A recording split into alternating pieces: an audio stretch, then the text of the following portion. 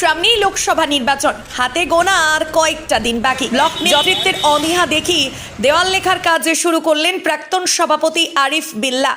সোমবার ভাদুরিয়াপাড়া বাজারে লেখার কাজ শুরু করেন।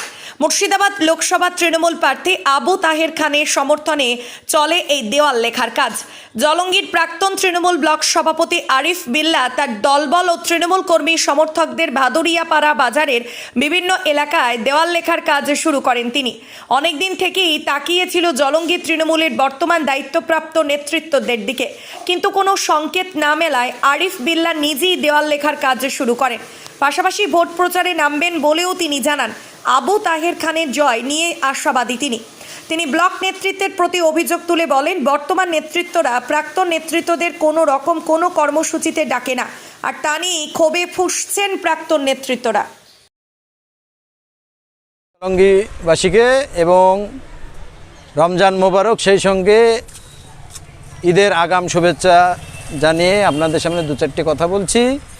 জলঙ্গিতে আপনারা ঠিকই বলছেন, অনেক জায়গায় ডমকুলে আমি থাকি, সেখানে প্রায় দেওয়াল লেখা হয়ে গেছে, কিন্তু জলঙ্গিতে দেওয়াল বাকি আছে। আমরা বিভিন্ন জায়গায় বলে আমাদেরকে এর আগেও লেখার চেষ্টা করেছি, কিন্তু আমাদেরকে থামিয়ে দেওয়া হয়েছে, কিন্তু আর থেমে রাখা, নিজেকে ধরে রাখতে পারলাম না। যেহেতু দিদি মমতা ব্যানার্জিকে দেখে আমরা তৃণমূল দলটা করি, আর আমাদের বর্তমান যুবনেতা অভিষেক ব্যানার্জি, তো এখানে দেখতে পাচ্ছি যারা দায়িত্বশীল তারা গড়িমসি করছে। তারা মনে হচ্ছে যেন সিপিএম কংগ্রেসেরকে অক্সিজেন দেওয়ার জন্য তাদেরকে চেয়ারে বসে আছে। এই ঘটনাটা ঘটলো, আপনারা তো জানেন, বিগত পঞ্চায়েত নির্বাচনে পঞ্চায়েত সমিতিতে দায়িত্বশীলরা সিপিএম তৃণমূলকে ভালোবাসে, অনেক তৃণমূল, হাজার হাজার তৃণমূল জলঙ্গিতে বসে আছে। তাদেরকে আমরা অনুরোধ করে বলছি যে ভাই, আর বসে থেকে রাগ করে কোথাকার পরিযায়ী পাখি মোহাম্মদ সেলিমকে যদি জিতে যায়, তারপরেকার প্রস্থানীটা শুরু হবে। আবু তাহের খান দিদির স্নেহধন্য প্রার্থী, তাকে আপনারা জিতাতে পারলে তিনি রাত দিন নাই অন্তত ফোনটা ধরে কাজের সমস্ত কাজ করে দেন, এবং না পারলেও সেটা চেষ্টা করেন। আপনি সেলিমকে কিন্তু পাবেন না। তাই বন্ধুরা, রাগ ক্ষোভে যারা বসে আছেন সব কিছু ছেড়ে দেন। তারা কন্ট্রাক্টর নিয়ে ব্যস্ত, তাদের কথা ছেড়ে দেন।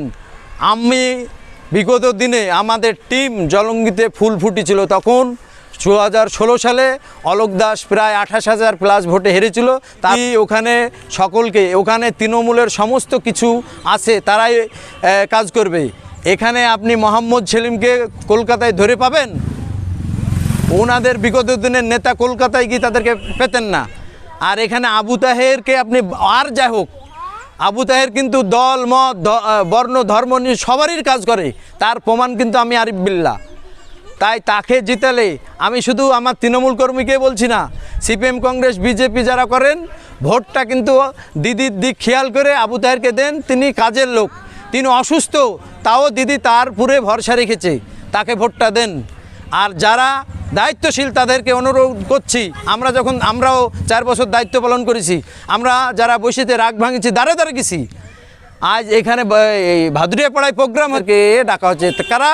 মুস্তাক আহমেদ মিলন কোনো ডাক পায় না, প্রাক্তন সভাপতি। মহিত দেবনাথ প্রাক্তন সভাপতি ডাক পায় না। ইকবাল আহমেদ আমাদের গুরুত্বপূর্ণ নেতা বসে আছে, ডাক পায় না। মিরাজুল ইসলাম মেনা আমাদের বসে আছে, কোনো প্রোগ্রামে ডাক পাচ্ছেন না। আপনার বসে আছেন রাকিবুল ইসলাম রকি, জেলা ছাত্র যুব সংগঠন দায়িত্ব এবং ব্লক সভাপতি ছিল, ডাক পান না। তুহিন হোসেন জলঙ্গির একটা গুরুত্বপূর্ণ নেতা, ডাক পাচ্ছেন না। আইনটিটিউর সভাপতি ফিরোজ আহমেদ, তাকে কোনো ডাক, মানে এদের মনে হচ্ছে জানে এদের, আরে ভোটের সময় তো ভোট বড় বালা, ভোটের সময় লোক দরকার। তাদেরকে পরামর্শ দিচ্ছি, আপনারা আজকে, আপনি 1 মিনিট, আজকে দেখেন, যেটা আমরা যদি আপনাদের জয়ে খাটি, রেজাল্ট হলেও কিন্তু দুর্নাম সুনাম আপনাদেরই। আমরা কিন্তু বর্তমানে কোনো দায়িত্ব নেই, আমরা অ্যাজ এ একটা তৃণমূলের ওয়ার্কার, কি ভোটার বলতে পারেন। আমাদের খারাপ লাগছে আজকে আপনার সব ছেড়ে এই দেওয়াল লিখতে নেমে পড়েছি। আমি এমডি আরিফ বিল্লাহ, প্রাক্তন তৃণমূল কংগ্রেসের জলঙ্গি দক্ষিণ জোনের ব্লক প্রেসিডেন্ট।